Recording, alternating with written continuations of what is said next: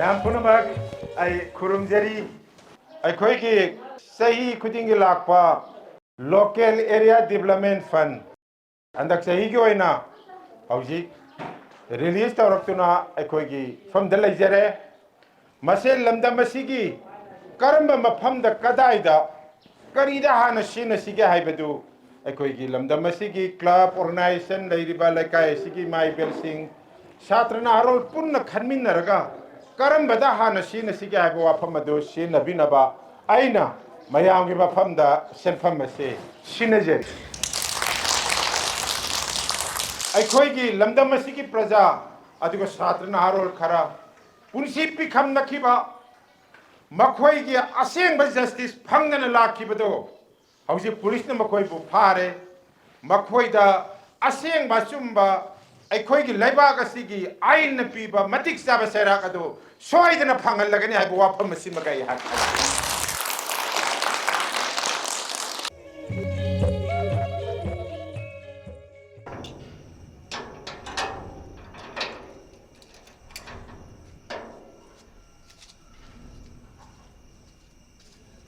Wey, wey. Asok tinga ka nila. Kanano? Ano to eh? Se, bakit? Kay gino. Pachilo. Hay saray mi din. As. Se. Nang sima ba? Ay, so ni ko.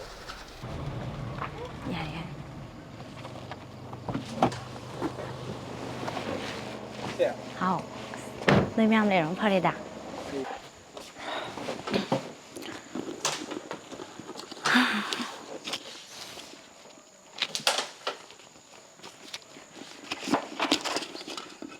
谢谢。มีการเบียดเด็กก็โอ้ยเจ้ไอ้น้องมันเลยท้าจะไปทำมาบ่เนี่ยไอ้จุกันหนูน่าดีบ่นี่เจ้ไอ้เตยสังกุฎบุเลยจัลเกก็เราไม่มีแต่ลูกน่าจอมานี่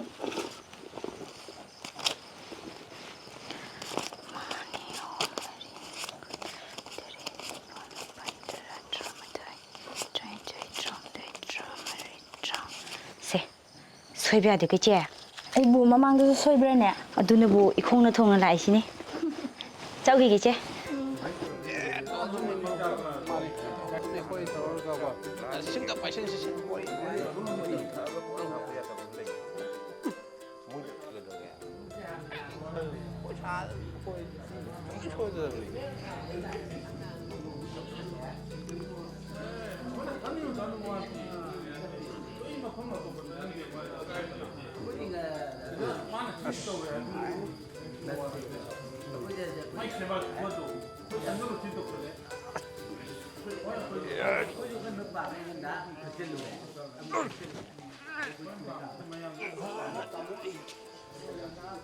아무나 아시도 나무 한다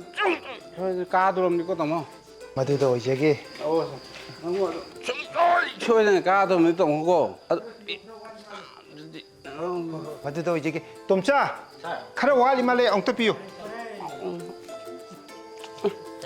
아니 아이비 이제 털로. 그래도러게. 잘라지러. 아코이 보또 로이 타다그래. 아마 빨람데 레바 따모기 보야나 로이 타다그래 하이. 그이노 하이지보. 강대 이제나 할 건. 아스 언톡분.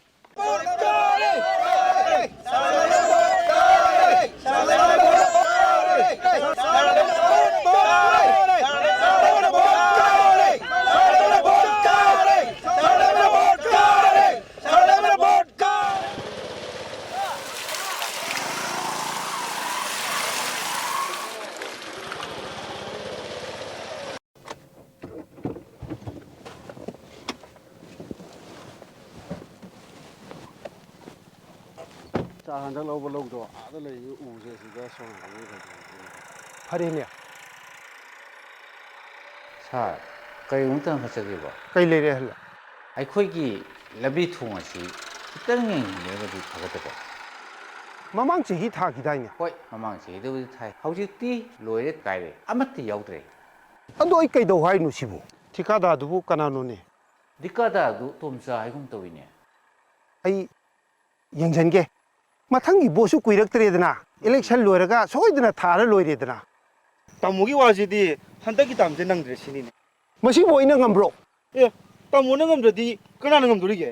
Sir फोलाय sir ओइ याइना पुंगतो तोरखन को hello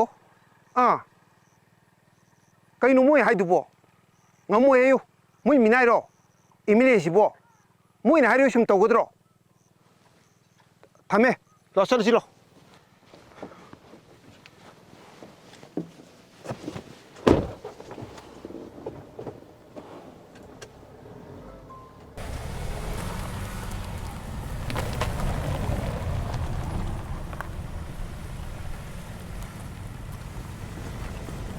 यामदी हिमलबने तुमचा नंग युमसे फदी फजरीनी ꯍꯣꯏ ꯁꯥꯔ ꯁꯥꯔꯒꯤ ꯊꯧꯖꯥꯜꯗꯩꯅꯤ ꯁꯥꯔꯒꯤ ꯊꯤꯀꯥꯗꯨ ꯑꯩ ꯇꯧꯖꯔꯝꯗ꯭ꯔꯗꯤ ꯂꯣꯏꯁꯤꯟꯕ ꯉꯝꯃꯣꯏ ꯁꯥꯔ ꯑꯗꯣ ꯑꯩ ꯃꯦꯗꯥꯝ 10 ꯂꯥꯛꯇꯤ ꯊꯝꯖꯔꯝꯅꯤ ꯁꯥꯔ यारे यारे ममांग लेकाइगी लमहेनबा कांगुना अईगी मरमदा करी करीनो वा यामना ngangi hai अइनदि तौनिंद्रे ꯁꯥꯔ ꯑꯩ ꯒ꯭ꯌꯥꯟ ꯇꯥꯔꯦ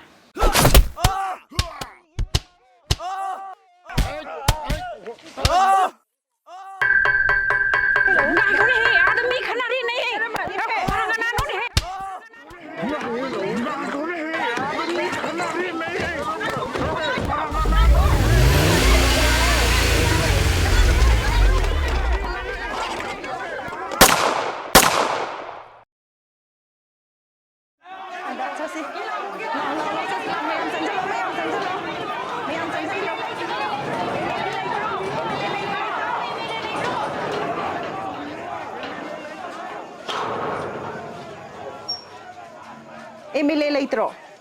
मसी एमएलए दिल्ली सखीने कईगी माना हुजिक लूरबा तंजाजदा एमएलए कईगी दिल्ली दे चटपा याब्राबा नुंगाइना लेथोपा याब्राबा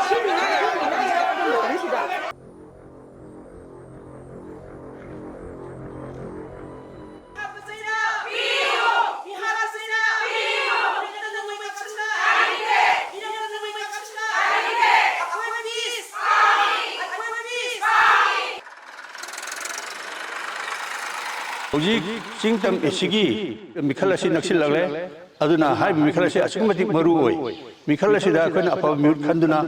अखोगी शक्ति पुरब असे मंगोन सिनबनि हाइबा शक्ति सिंगे पुरगा मान असेंबली दा लो सेमना लेपाकी अफा फता कया अमा पुथोकना खनरेगा अफा मगे बोरना बाहायदना अखोन मंगोन सिनबनि मयांग मवांगदा गांगिबा सके वासके मयाम दो वान भोट कार मतम दा असेंबली योर मतम दा माय वासदा कोगुम थोकते सेंजा थुमजा लेतबा थमोय सेंगा थबक तौबा सरकार की लोइसंग पुनमक मथौ निंखीना तौन बायबसे म्यूट अदुगी मथौनेबा इसागी ओइजा ओइतक फंगनबगीदमक इसागी थबक हापियु हाइदुना अखोइना म्यूट खनबा नते फक्खा नाइना फक्सी कासी लेना मियामु लमजिंगबिबा अमसुंग मियामु करीदा सोगिगदगे हाइदना नापी सेंबिबा अदुगुंबा लुसिंगबा दुनी मियामगी लुसिंगबा हाइदसी मियामना मियामगी दमता सेमजबा अदुगुंबा मियामगी फनबा सेमजबा अदुगुंबा लैंगा अदुबनी अखोइना ngasi डेमोक्रेटिक गवर्नमेंट हाइरिसे इचासु ओइसनु मिचासु ओइसनु मखोइना अथोय हेन तानारगा अदुम मखोइगी थबक फंगजसनु पिकपा वाखल अखुबा मियेंगना ngasi खुनाय सिबु मिनाय नै थांगो हेलिने बखोइन लैरिसे हुजे सोथो औरबसिंग समन हारबदा इलेक्ट्रिसिटी चांगने लाहनबा ngamba एजुकेशन सेक्टर लाइक लाइसुगी लमदा येंगसिन बिबा हेल्थ सेक्टर अना लायंग संगदा सरकार कर्मचारी सिंग मतों निंथीना तोहनबा इरमदम असिदा अफबा इसिंग थंगनबा इसिंग फंगन बिबा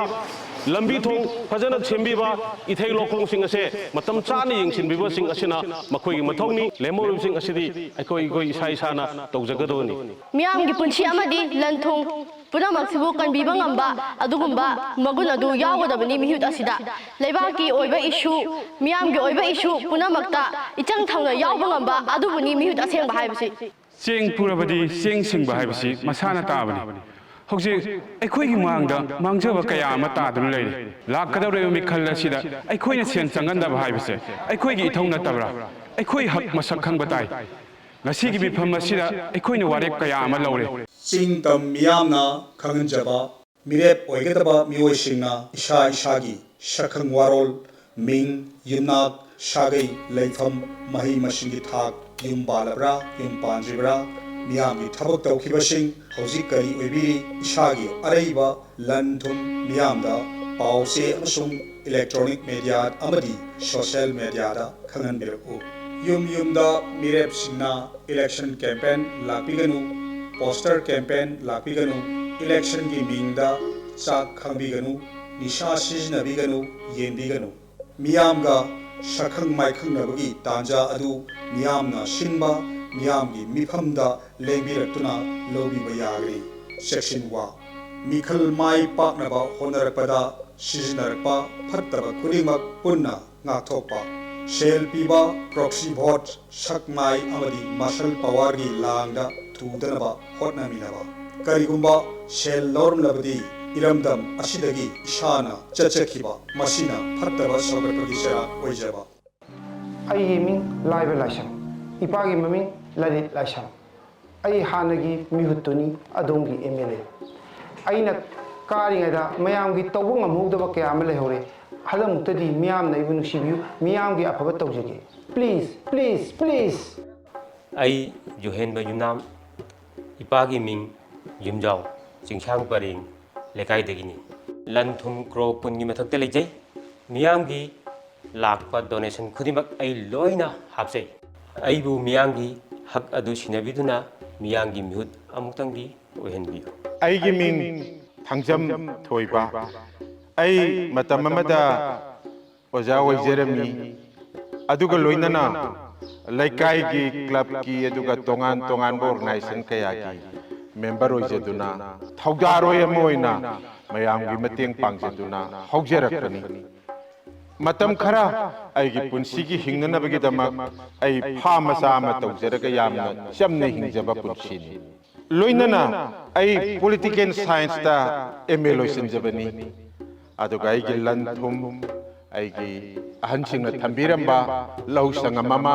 aduga ai nauji leijari biyum asiga asi khaktani ai gi leijari adu aina loisalakpada mayam punamakta aina khurumjaduna haijening basi miyam gi damakta tawjege khanjari ba ai gi pukning de leijari bi ibnasi punamakki mafamda sinajaraga mayam gi thawdaru yam oiba namjage haba wafam sinata haijari मिखल की पाव पिजरी हौजिक फंगबा पाव की मतुंग इना Singtam assembly constituency की board मसिंग थीबा लोय खिबगा लोयना हानगी MLA Laishram लाइबदगी महाकी लंबा मिरेप Thangjam थोइबना voter मसिंग लिसिंग तरा मागा सुबना तरेत हेंदुना माई पाखरे